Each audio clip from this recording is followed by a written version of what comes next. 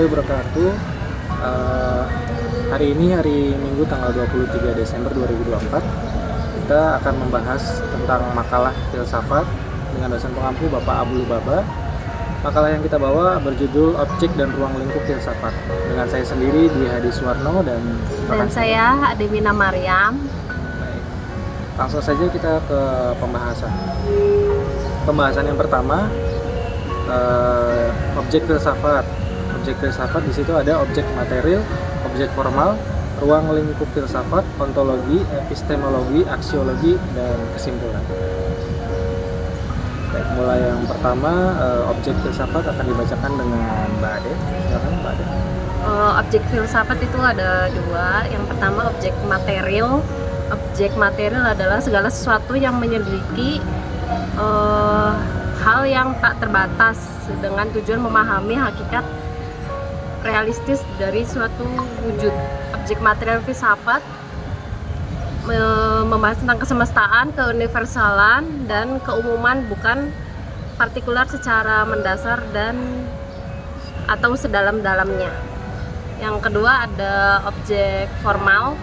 Objek formal adalah metodologi, sudut atau cara pandang pendekatan untuk meneliti atau mengkaji hakikat yang mungkin ada atau ada, baik yang konkret fisik atau bukan non fisik, abstrak dan spiritual maupun abstrak logis, konsepsional, rohaniah, nilai-nilai agama dan metafisika. Selanjutnya ruang lingkup filsafat. Ruang lingkup filsafat di sini juga ada tiga ya. Yang pertama ada ontologi, epistemologi, dan aksiologi. Dari ontologi itu berasal dari bahasa Yunani, yaitu ontos berarti yang ada dan logos yang berarti ilmu. Argumen ontologi ini pertama kali dipelopori oleh Plato di tahun 348 sampai 428 Masehi. Dengan teori alam idenya, alam semesta ini merupakan mimesis atau peniruan dari alam ide. Alam ide berasal di luar dalam nyata dan senantiasa berubah. Objek telaah ontologi adalah yang ada tidak terlihat pada suatu perwujudan tertentu. Ontologi membahas tentang sesuatu yang secara universal, mencari tahu inti yang dimuat dari sebuah realitas dalam segala bentuknya. Yang kedua ada epistemologi. Epistemologi berasal dari bahasa Yunani yaitu episteme yang berarti pengetahuan dan logos yang berarti ilmu. Ahmad Haris Zubair berpendapat epistemologi merupakan suatu ilmu yang secara khusus mempelajari dan mempersoalkan secara dalam mengenai apa itu pengetahuan, dari mana pengetahuan itu diperoleh serta bagaimana cara memperolehnya. Yang ketiga ada aksiologi. Aksiologi berasal dari bahasa Yunani, aksion yang berarti nilai, dan logos yang berarti teori, yang merupakan cabang ilmu filsafat yang merefleksikan bagaimana menggunakan pengetahuan yang diperoleh. Dalam beberapa kajian aksiologi, bisa menjadi studi mengenai etika dan estetika dalam menggunakan ilmu pengetahuan. Jadi, hakikatnya, aksiologi yang ingin dicapai adalah hakikat manfaat yang terdapat suatu ilmu pengetahuan. Ada dua aspek aksiologi diantaranya etika dan aestetika. Etika atau disebut juga adat kebiasaan. Etika dalam aksiologi filsafat merupakan ilmu yang membahas masalah moral, perilaku, norma, dan adat istiadat.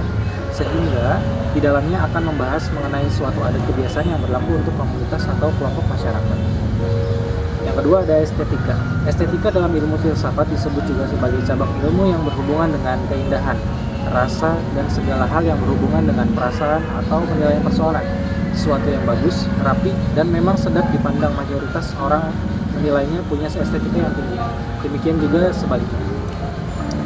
Untuk kesimpulannya, ilmu yang berkembang selanjutnya menjadi lebih terspesialisasi dalam bentuk yang lebih kecil sekaligus semakin aplikatif. Filsafat sebagai induk dari segala ilmu membangun kerangka berpikir dengan meletakkan tiga dasar utama, yaitu ontologi, epistemologi, dan aksiologi, dan dua objek filsafat, yaitu objek material dan objek formal. Dari uraian pembahasan di atas merupakan gambaran yang berpangkal pada pemikiran keseluruhan, gambaran yang sesuatu yang ada secara mendalam dan menurut sistemnya. Dengan demikian dapat dikatakan bahwa segala sesuatu yang ada dan menjadi objek pembahasan filsafat meliputi Tuhan, alam semesta, dan manusia. Baik. Dari pembahasan makalah yang ada cukup segitu.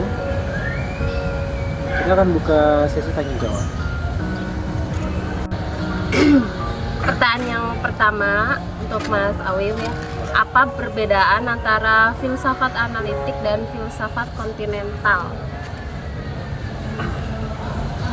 Saya akan menjawab pertanyaan dari Buat. Pertanyaannya adalah apa perbedaan antara filsafat analitik dan filsafat kontinental? Jawabannya, filsafat analitik dan filsafat kontinental adalah dua tradisi besar dalam filsafat barat. Filsafat analitik itu fokus pada analisis logis dan bahasa, sering menggunakan metode empiris dan formal untuk memecahkan masalah filosofis. Banyak perkembangan di negara-negara berbahasa Inggris. Filsafat kontinental lebih berfokus pada sejarah, ide-ide, interpretasi teks, dan kritik budaya.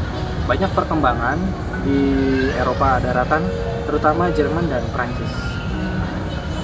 Saya akan bertanya buat Wade, mengapa penting untuk mempelajari filsafat? Silakan Bu.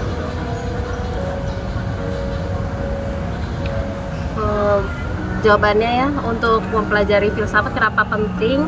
Karena membantu kita mengembangkan keterampilan berpikir lebih kritis dan memahami prinsip-prinsip dasar dari berbagai disiplin ilmu dan menghadapi pertanyaan-pertanyaan mendasar tentang keberadaan, pengetahuan, etika, dan makna hidup. Filsafat mengembangkan pandangan dunia yang lebih reflektif dan mendalam. Cukup jelas. Sekian dari video kita kali ini tentang membahas objek dan ilmu filsafat. Kurang lebihnya mohon maaf bila ada kesalahan atau video yang kurang baik.